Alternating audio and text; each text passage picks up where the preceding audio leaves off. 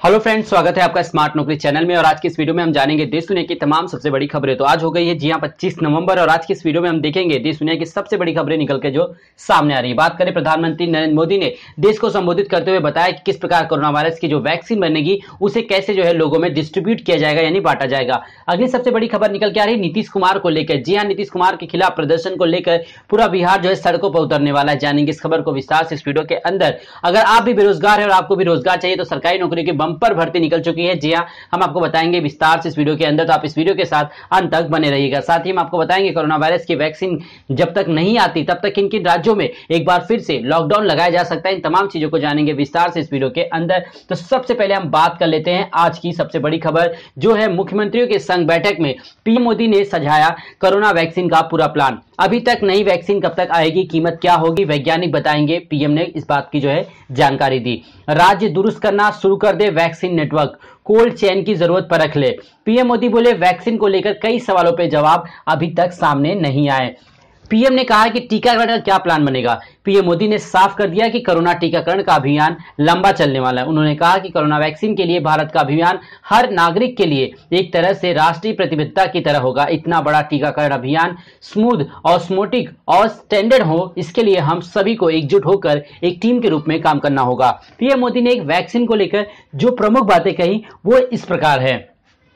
कौन सी वैक्सीन कितनी कीमत में आएगी यह अभी तय नहीं है। भारतीय मूल की 2 वैक्सीन मैदान में है, इसके साथ कहा नहीं जा सकता। दुनिया में जो भी वैक्सीन बन रही है वे उत्पादन के लिए भारत कंपनियों से बात कर रही है। वैक्सीन को लेकर हमारे पास जैसा अनुभव है वो दुनिया के बड़े बड़े देशों के पास नहीं है। हमारे लिए जितनी जरूरी स्पीड है उतनी ही जरूरी सेफ्टी है। भारत अपने नागरिकों को जो भी वैक्सीन देगा वो हर वैज्ञानिक कसौटी पर खरी उतरेगी। जहां तक वैक्सीन के डिस्ट्रीब्यूशन की बात है, राज्यों के साथ मिलकर की जा रही है। चलाए गए ये राज्यों के साथ मिलकर मोटा मोटा खाकर आपको सामने रखा जाएगा। हमें कितनी अतिरिक्त कोल्ड स्टोरेज की जरूरत होगी, जो पर बात चालू है और बहुत ही जल्द जो है इसकी सप्लाई भी शुरू कर दी जाएगी। यानी अब देश में एक अच्छी खबर निकल के सामने आ रही है कि हो सकता है जनवरी 2021 में आप सभी के लिए कोरोना वायरस की जो वैक्सीन है उसे भारत में लॉन्च कर दिया जाएगा। जी हां, तो चलते हैं अगली सबसे बड़ी खबर की तरफ, जो है भारत और ऑस्ट्रेलिया के बीच खेले जाने वाले पहले मैच में। जी हां, भारत की जो जर्सी है उसे अब बदल दिया गया। जी हां, इसकी जानकारी खुद जो है शिखर धवन ने दी। ऑस्ट्रेलिया के खिलाफ वनडे सीरीज से ठीक पहले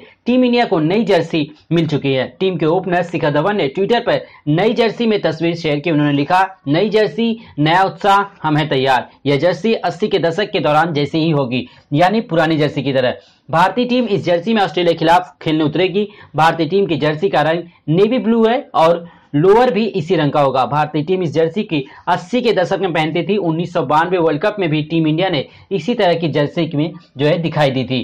तो यानी अब भारत जो है पूरी तरह से तैयार हो चुका है, क्योंकि कल से जो है स्टार्ट होने वाला है मैच 27 नवंबर को यहाँ पे भारत और ऑस्ट्रेलिया के बीच। अगली सबसे बड़ी खबर आ रही बिहार में। जी हां, बिहार में जो है आरजेडी का वादा बना सीएम नीतीश के गले की फांस। जी हां, हम बात कर रहे हैं रोजगार को लेकर। जिस प्रकार से तेजस्वी यादव इस बार मैदान में कूदे थे, चुनावी मैदान में 10 लाख रोजगार देने का उन्होंने वादा किया था। और इसी के विरुद्ध में, यानी कि उनके अपोजिट में नीतीश कुमार पार्टी और बीजेपी ने पूरी तरह से कहा कि वो 19 लाख रोजगार देंगे। और ऐसे तैसे करके उनकी पार्टी जो है फिलहाल जो है सत्ता में आ चुकी है। लेकिन अब तकलीफ इस बात की है कि आखिर 19 लाख रोजगार दिया कैसे जाए। अभी तक जो है रोजगार की बात पे नीतीश कुमार ने सिर्फ 2 लाख रोजगार देने की बात कही है, लेकिन इसके खिलाफ तेजस्वी यादव ने साफ साफ बयान दे दिया है कि अगर तेजस्वी यादव जो नीतीश कुमार की पार्टी है, यानी सत्ता में जो बैठे हैं, अगर वो 1 महीने तक 19 लाख रोजगार देने का रोड मैप नहीं तैयार करके देते तो वो और उनकी पूरी पार्टी जो है सड़कों पर प्रदर्शन करने के लिए मजबूर हो जाएगी। बिहार के चुनावी रण में महागठबंधन की शिकस्त के बावजूद तेजस्वी यादव लगातार नीतीश कुमार पर हमले कर रहे। खासतौर से रोजगार के मुद्दे पर आरजेडी नेता ने एनडीए सरकार पर निशाना साधा। तेजस्वी यादव ने कहा कि यह चुनाव हमने बेरोजगार के मुद्दे पर लड़ा था। हम नीतीश कुमार के नेतृत्व वाली एनडीए सरकार को चुनौती देते हैं कि 1 महीने के अंदर अगर 19 लाख रोजगार का वादा पूरा नहीं किया तो हम सड़क पर उतरेंगे। यही नहीं, अपने 10 लाख नौकरी के वादे में तेजस्वी ने नौकरियों का आंकड़ा भी दिया था। तो नीतीश कुमार अभी तक उन नौकरियों को लेकर क्यों कदम नहीं उठा रहे हैं। बात करें बीजेपी के 19 लाख नौकरी के वादे को लेकर तेजस्वी का अल्टीमेटम। तेजस्वी यादव ने विधानसभा सत्र के पहले दिन सरकारी नौकरी के मुद्दे पर सरकार को घेरा। उन्होंने कहा कि हमने तो समय सीमा बताई थी कि अगर हमारी सरकार बनेगी तो पहले कैबिनेट में बैठक में 10 लाख नौकरियां देंगे, लेकिन बीजेपी के लोगों ने न तो तारीख बताई न समय बताया। बिहार बेरोजगारी का केंद्र बना हुआ है। अगर 1 महीने में 19 लाख नौकरी पर फैसला नहीं लिया गया तो आरजेडी सड़क पर आंदोलन करेगी। तेजस्वी यादव के इस तेवर से साफ नजर आ रहा है कि आने वाले दिनों में ये मुद्दा तूल पकड़ने वाला है और नीतीश कुमार को इस बार शांति से सीएम की कुर्सी पर बैठने देने वाले नहीं है। जी हम बात करें, नीतीश कुमार लगातार 7वीं बार जो है बिहार के मुख्यमंत्री का पद का जो है शपथ ग्रहण किए, लेकिन उसके बावजूद भी बिहार में ना बेरोजगारी कम हुई, ना ही अभी तक वहां पे गरीबी कम हुई, ना ही कोई वहां पे नए रोजगार लगाए गए, लेकिन उसके बावजूद बिहार में उनकी सत्ता में जो है फिर से वापसी हुई। बात करें अपने दम पर, बिहार में आज तक नीतीश कुमार कभी भी खुद के दम पे जो है चीफ मिनिस्टर नहीं बने, लेकिन वो उनके साथ हमेशा पार्टी की साठगांठ की वजह से वो जो है 7वीं बार भी मुख्यमंत्री के पद पर शपथ ले चुके हैं। तो चलते हैं हम अपने अगली सबसे बड़ी खबर की तरफ।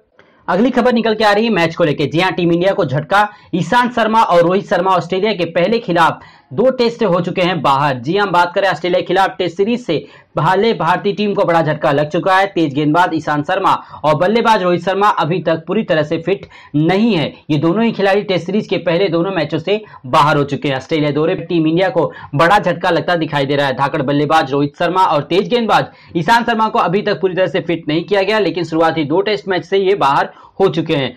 फिर की रिपोर्ट के अनुसार बताया जा रहा है क्रिकेट कंट्रोल बोर्ड यानी बीसीसीआई बहुत ही जल्द इस बारे में ऐलान कर देगा। इन दोनों को कंगारू टीम के खिलाफ आखिरी 3 टेस्ट में शामिल किया गया था, लेकिन दोनों ही खिलाड़ी बेंगलुरु स्थित नेशनल क्रिकेट अकेडमी में रिहैब में और उन पर एनसीए की मेडिकल टीम नजर रखे हुए। ईशांत शर्मा के बारे में बीसीसीआई का एक अधिकारी ने कहा कि अगर T20 की होती तो जहां सिर्फ 4 ओवर करने होते तो यह तेज गेंदबाज फिट है, लेकिन टेस्ट में लंबा स्पेल होता है, ऐसे में ईशांत को लेकर रिस्क नहीं ले सकते। रिपोर्ट में कहा गया कि रोहित को दिसंबर के दूसरे सप्ताह में ही यात्रा की अनुमति मिल सकेगी, क्योंकि वह पूरी तरह से फिटनेस नहीं हासिल कर पाए। रोहित को 2 सप्ताह तक रिहैब में रहना होगा, उसके बाद ही उन्हें लेकर एनसीए किसी निर्णय पर पहुंच सकेगा। जिस प्रकार से जो बयानबाजी आ रही सोशल मीडिया के प्लेटफॉर्म पे कि आखिर जब रोहित शर्मा पूरी तरह से फिट नहीं है तो उन्हें टीम में आखिर क्यों रखा गया है, और अगर वो 2 टेस्ट से बाहर है तो आखिर फिर उन्हें बुलाया क्यों गया, जबकि इससे बेहतर बल्लेबाज जो है इस समय ऑप्शंस में अवेलेबल है और युवाओं को मौका मिलना चाहिए। फिलहाल बीसीसीआई इसके ऊपर अभी तक चुप्पी साधी हुई है कि आखिर जो प्लेयर फिट नहीं है तो उसे टीम में शामिल क्यों किया गया। अगली सबसे बड़ी खबर आ रही लव जिहाद को लेकर। जी हां, देश में इस समय मुद्दा जो है बहुत ही ज्यादा सुर्खियों में, वो है लव जिहाद। उत्तर प्रदेश के कुशीनगर में रहने वाले प्रियंका खरवार ने अपना मुस्लिम धर्म आलिया बनकर सलामत अंसारी से किया निकाह, तो पिता ने खटखटाया कोर्ट का दरवाजा। हाई कोर्ट इलाहाबाद ने कहा कि अपनी मर्जी से शादी कर सकते हैं 2 बालिग।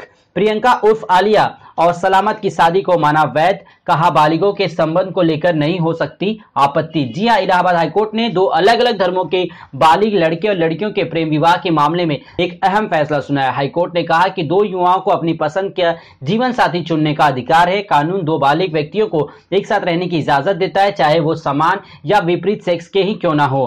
कोर्ट ने साफ किया कि उनके शांतिपूर्ण जीवन में कोई व्यक्ति या परिवार दखल नहीं दे सकता, यहाँ तक कि राज्य भी 2 बालिग लोगों के संबंध को लेकर आपत्ति नहीं कर सकता। कुशीनगर के विष्णुपुरा थाना क्षेत्र के रहने वाले सलामत अंसारी और 3 अन्य की ओर से याचिका दाखिल की गई थी। जस्टिस पंकज नकवी और जस्टिस विवेक अग्रवाल की डिवीजन बेंच ने यह फैसला सुनाया। बात करें, इस समय देश में एक माहौल बन चुका है कि लव जिहाद को लेकर कि धर्म परिवर्तन करके जो निकाह किया जाता है उसमें कहीं ना कहीं लव जिहाद का मामला सामने आया। लेकिन कोर्ट का यह फैसला काफी ज्यादा सराहनीय है, क्योंकि युवाओं के मन में एक डर सा पैदा हो गया कि आखिर राजनीति करने वाले अब लव जिहाद के भी मामले पर जो है तूल पकड़ाते हुए नजर आ रहे हैं, जबकि देश की सबसे बड़ी समस्या है बेरोजगारी, गरीबी, लेकिन इसे ना छोड़कर जो है इसे छोड़कर जो है फालतू की चीजों पर जैसे कि लव जिहाद और जो बेतुका चीजें हैं उन पे ज्यादा फोकस किया जा रहा है राजनीति के द्वारा। तो चलते हैं हम अपने अगली खबर की तरफ। बात करें अब चीन को लेकर एक बहुत बड़ा विवाद सामने निकलकर आ चुका है। नेपाल कांग्रेस के सांसद जीवन बहादुर शाही को चीन ने धमकाने वाले अंदाज में जवाब दिया। शाही के नेपाली जमीन पर कब्जे का खुलासा करने के बाद चीन ने इसे पश्चातापूर्ण बताया। सांसद ने कहा कि चीन कब्जे का खुलासा करने के बाद वह खुद को संकट में महसूस कर रहे हैं। हमले में नेपाल की जमीन पर चीन के कब्जे का खुलासा करने वाले नेपाली कांग्रेस के सांसद और पूर्व केंद्रीय मंत्री जीवन बहादुर शाही को चीन ने बेहद धमकाने वाले अंदाज में जवाब दिया। शाही के खुलासे के बाद चीन ने न केवल इसका विरोध करते हुए पक्षपातपूर्ण बताया, बल्कि काठमांडू में चीन के दूतावास ने नेपाली कांग्रेस को पत्र भी लिख डाला। शाही ने कहा कि चीन कब्जे का खुलासा करने के बाद वह खुद को संकट में महसूस कर रहे हैं। यही नहीं, अगर मुझे कुछ हुआ तो इसके लिए चीन जिम्मेदार होगा। चीन ने कहा कि ये आरोपों का पूरी तरह से वो खंडन करता है, ना ही उसने नेपाल में किसी तरह के कब्जा किया है। वहीं नेपाल सरकार ने अभी तक इस पर अपना बयान नहीं दिया।